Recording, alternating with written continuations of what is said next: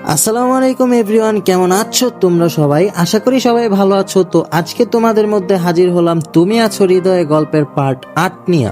তো চলো দেরি না করে গল্পটি শুরু করা যাক। আমি রোদেলার এমন করাটা মেনে নিতে পারছি না। সে কেন এমন করছে সেটাও বুঝতে পারছি না। সে আমাকে ভালোবেসে নিজের স্বামী হিসেবে স্বীকৃতিও দিচ্ছে না, আবার আমার থেকে ডিভোর্সও চাইছে না। সে আমার সাথে থাকতে চায় অথচ আমাকে স্বামী হিসেবে মানতে চায় না। শুধু নিজের সুবিধার জন্য সে এমন করছে, নাকি ভবিষ্যতে তার কোনো মাস্টার প্ল্যান আছে সেটাও আন্দাজ করতে পারছি না। কোনো এক উপন্যাসে পড়েছিলাম, একজন মানুষের যে কোনো সময়ে, যে কোনো বয়সে, যে কোনো পরিস্থিতিতে যে কারো জন্য নিজের হৃদয়ে ভালোবাসার জন্ম হতে পারে। ভালোবাসার সময় মানে না, বয়স মানে না, লজ্জা মানে না। যুগে যুগে অনেক মানুষের বিয়ের পরে নিজের স্বামীর জন্য কিংবা নিজের স্ত্রীর জন্য নিজের ভিতরে প্রেম সৃষ্টি হয়েছে। খুঁজলে অনেক মেয়ে পাওয়া যাবে যারা বাবা মায়ের ইচ্ছেতে নিজের পছন্দের মানুষ না হওয়া সত্ত্বেও অনিচ্ছা থাকার পরও বিয়ের পিঁড়িতে বসেছেন, শুধুমাত্র আপন মানুষের মুখের দিকে তাকিয়ে। সেসব মেয়েরাই একসময় নিজের স্বামীকে মন প্রাণ উজাড় করে ভালোবাসে। তারা বাবা মায়ের সিদ্ধান্তটাকেই সঠিক মনে করে, কারণ পৃথিবীর কোনো বাবা মাই হয়তো চায় না তার মেয়েকে খারাপ কোনো ছেলের হাতে চিরজীবনের জন্য তুলে দিতে। সব বাবা মাই মেয়ের একটা সুন্দর ভবিষ্যৎ চায়। আমি ভাবতাম মেয়েরা তার হাজবেন্ডকে ভালো না বেসে থাকতে পারে না। দেরিতে হলেও তারা বুঝতে পারে হাজবেন্ড ছাড়া তাদের জীবন অধরা, অপূর্ণ। হয়তো রোদেলাও একসময় বুঝতে পারবে, সব ভুলে আমাকে হাজবেন্ড হিসেবে ভালোবাসবে। কিন্তু এমনটা হওয়ার কোনো লক্ষণ আমি দেখছি না। তাকে ইমপ্রেস করার জন্য কত কি করছি, কিন্তু আমার মনে হয় সে আমার কাজকর্মে ইমপ্রেস না হয়ে বরং বিরক্ত হয়। এই পৃথিবীতে কিছু কিছু মানুষ থাকে যারা কখনো কারো প্রতি সহজে ইমপ্রেস হয় না। তাদের কাছে সবকিছু সিম্পল মনে হয়, এমনকি পৃথিবীর সবচেয়ে আশ্চর্যময় বিষয়টাও তাদের কাছে খুব স্বাভাবিক মনে হয়। রুদেলাও হয়তো তেমন। বিয়ের পরে প্রায় দিনই অফিস থেকে ফেরার পথে আমি তার জন্য একটা করে গোলাপের গুচ্ছ নিয়ে এসে বিছানায় রাখতাম, কিন্তু সে ইমপ্রেস হতো না। খুব স্বাভাবিকভাবেই নিত বিষয়টা। তার কাছে মনে হতো একটা গোলাপের গুচ্ছই তো, চারটা তো আর এনে দেয়নি। তাকে ইমপ্রেস করার জন্য নিজের বাবা মাকে ছেড়ে তার সাথে ঢাকায় বাসা নিলাম, শুধুমাত্র তার জন্য, যেন সে পড়াশোনাটা চালিয়ে যেতে পারে। কিন্তু এটাতেও আমি ব্যর্থতার প্রমাণ দিয়েছি। আজ রোদেলার জন্মদিন, আমি কখনো তাকে জিজ্ঞেস করিনি, সেও আমাকে কখনো জানায়নি। তবে যখন জানলাম তখন অনেকটা দেরি হয়ে গেছে, তাই আমি তাকে কোনো উপহার দিতে পারিনি। বিয়ের পর নিজের বউয়ের প্রথম জন্মদিনে কোনো উপহার না দেওয়া হাজবেন্ড আমি। এটা ভাবতেই মনে হলো মানুষ হিসেবে আমি সফল হলেও একজন আদর্শ হাজবেন্ড হিসেবে হয়তো ব্যর্থ। রুদেলার জন্মদিনে তার ভার্সিটি লাইফের সব বান্ধবীরাই এসেছে। এত খারাপ লাগার মাঝেও একটা ভালো লাগার বিষয় আছে, রুদেলার কোনো ছেলে বন্ধু আসেনি। তবে বান্ধবীদের মধ্যে নুসরাতও এসেছে, যেটা আমার কাছে ভালো লাগেনি। কারণ আমি চাই না আমার প্রাক্তন কখনো জানুক আমি আমার বর্তমান স্ত্রীর সাথে ভালো নেই। কিছু সময় পর আমার প্রাক্তন প্রেমিকা আর আমার স্ত্রী একসাথে কেক কাটবে। দৃশ্যটা চমৎকার না? তবে আমার কাছে এই দৃশ্যটা অনেক কষ্টের, অনেক বেদনার।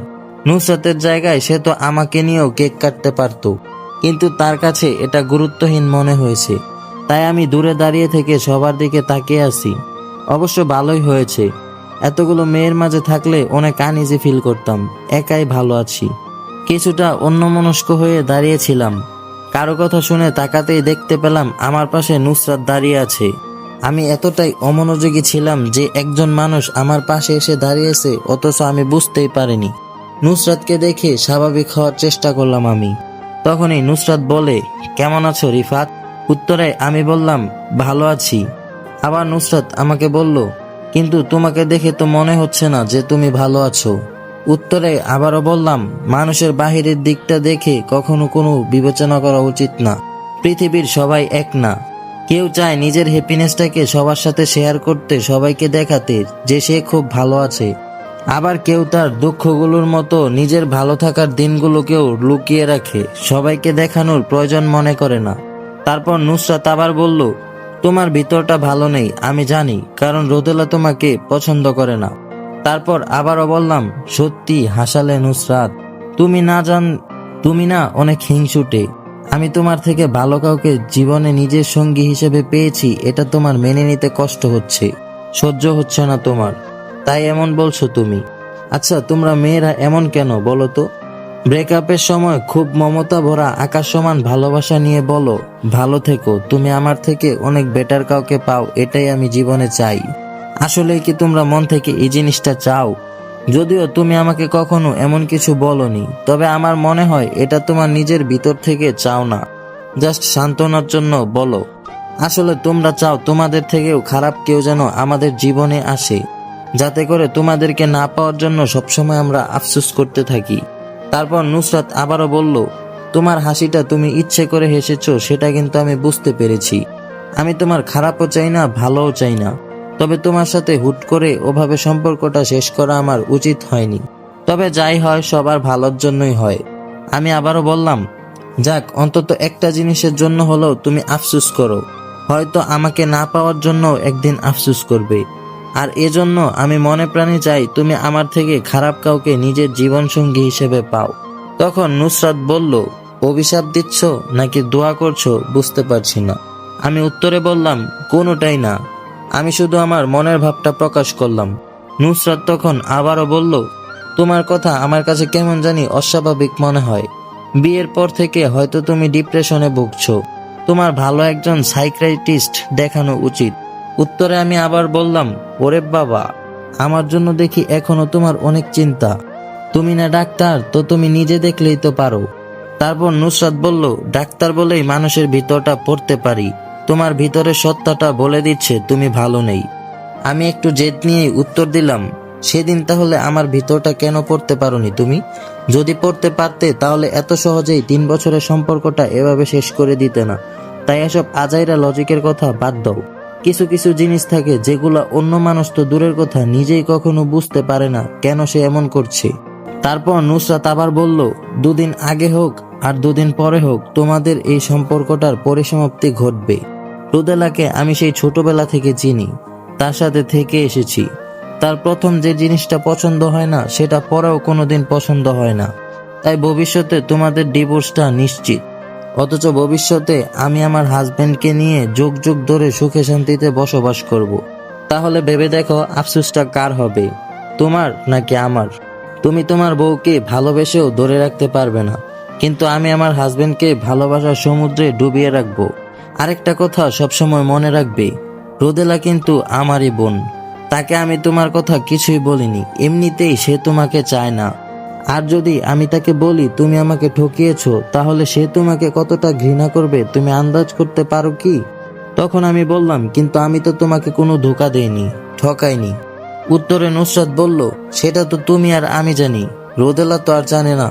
সে আমাকে অন্ধের মতো বিশ্বাস করে, আমি যা বলবো সেটা মিথ্যা হলেও সে কোনো যাচাই বাছাই না করে সত্যি ভেবে নিবে।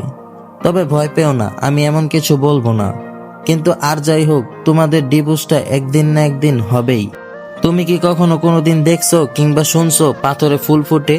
ফুটে না। রোদেলাও তোমার জন্য ঠিক পাথরের মতোই, তার মনে কোনোদিনও তুমি ভালোবাসার ফুল ফুটাতে পারবে না। তখন আমি বললাম, সে তোমার কাজিন হলেও, তোমাকে অন্ধের মতো বিশ্বাস করলেও সে কিন্তু আমার বিয়ে করা বউ, এই কথাটা সবসময় মনে রেখো। তারপর নুসরাত আবার বলল, সেজন্যই বুঝি নিজের জন্মদিনে তোমাকে এভাবে এতটা দূরে রেখেছে। তারপর আমি আবার বললাম, দূরে থাকলেই যে দুজন মানুষের মধ্যে ভালোবাসা নেই এটা ভাবা চরম বোকামি।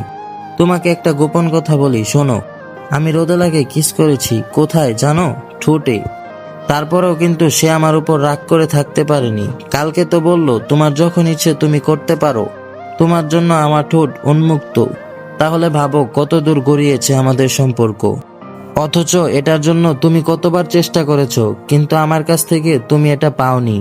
তখন নুসরাত আবার বলল, চুপ করো রিফাত, কি জঘন্য তুমি, কোনো কিছুই আটকায় না তোমার মুখে। তখন আমি বললাম, রাগ করছো কেন? আচ্ছা যাও, আর বলবো না, এত হিংসা করা কিন্তু ভালো না। ওই যে রুদেলা আসছে, যদি বিশ্বাস না হয় তাকেও জিজ্ঞেস করতে পারো। তবে আমি জানি তুমি এসব বলবে না, এসব গোপন কথা কাউকে বলতে নেই। তারপর রোদেলাকে দেখে আমরা দুজনই স্বাভাবিক হওয়ার চেষ্টা করলাম। তো গাইস, আজকের পার্ট 8 এখানেই শেষ করতেছি। যদি গল্পটা ভালো লাগে তাহলে অবশ্যই একটি লাইক করবে আর কমেন্টে নিজের মতামত জানাতে ভুলবে না। আর যদি আমার চ্যানেলে নতুন দর্শক হয়ে থাকো তাহলে অবশ্যই আমার চ্যানেলটিকে সাবস্ক্রাইব করে পাশে থাকা বেল আইকনটি বাজিয়ে দিবে, যেন সকল গল্প আপলোড করার সাথে সাথে সর্বপ্রথমে তোমার কাছে পৌঁছে যায়। ধন্যবাদ সবাইকে।